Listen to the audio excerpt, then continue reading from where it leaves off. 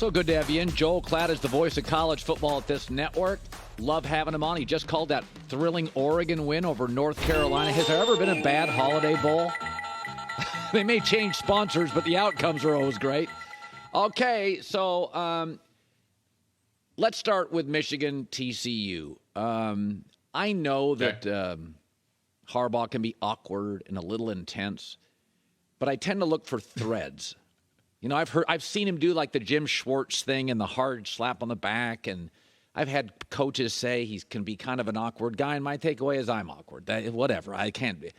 But at Stanford, Niners, and Michigan, the one thing he always brings, his team becomes the toughest in the conference eventually. And I feel bad for TCU. I think it's a good matchup. You've never really wavered on Harbaugh. I don't think you have you? No, I don't. I mean, I remember, I might have been on the train before you were. I still remember Gus and I called his first game at Michigan. You remember that? You had just come over. Yeah. And we were doing a pregame show at Utah, and they were about to play that Utah team. Now, if my memory serves me correct, Utah ended up winning that game.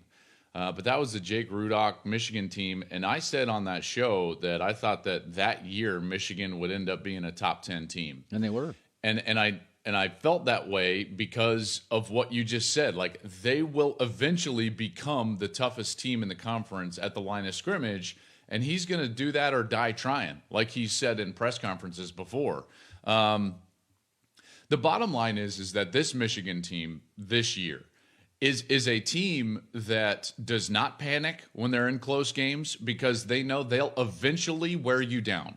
Michigan's got, right now, the best offensive line in the country. They've got a great defensive line, and it is the reason, Colin, why they're such a good second-half team.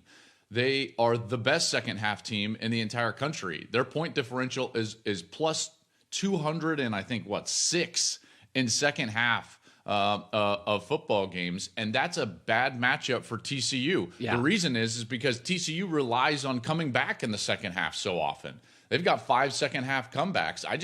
I don't think that's going to be afforded them because the terms of the game generally are played with the Michigan offensive and defensive line, and that's what eventually wins out.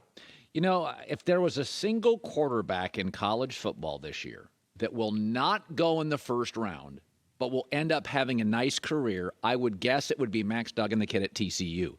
My guess is he could end up starting, being a backup. But when I watch him play, I'm like, he kind of moves. He's got an arm. There's a lot of chutzpah. I like it.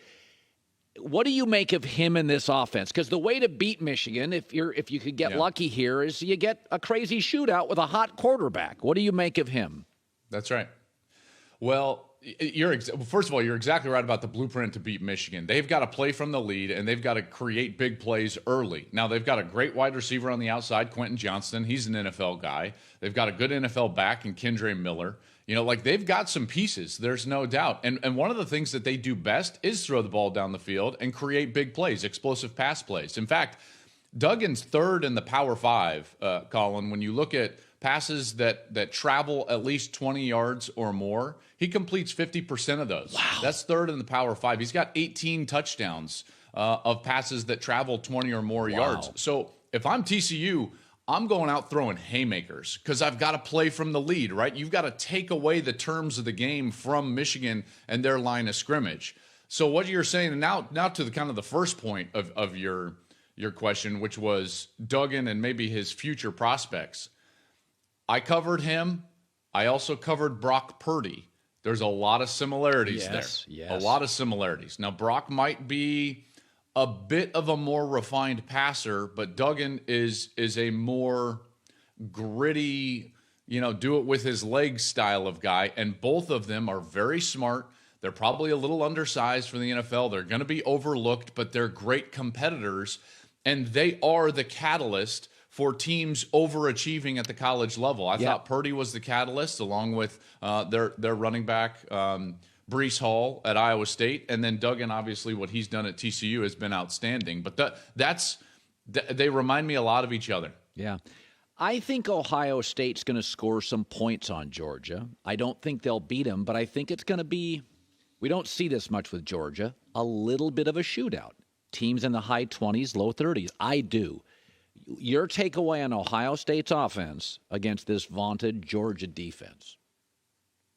Yeah, so the thing about Georgia's defense is that if you're a team that really needs to be balanced or really like needs the run game to jumpstart your team, they're just going to totally shut you down, right? Because Jalen Carter is too good, and that run defense is too good.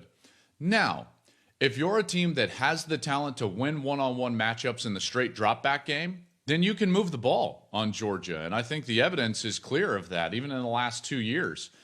In fact, when you look at the last 38 games that Georgia has played, I believe they've only lost 3 of them. And in only 4 of those games, they've given up over 400 yards of total offense. Well, they're 1-3 in those games.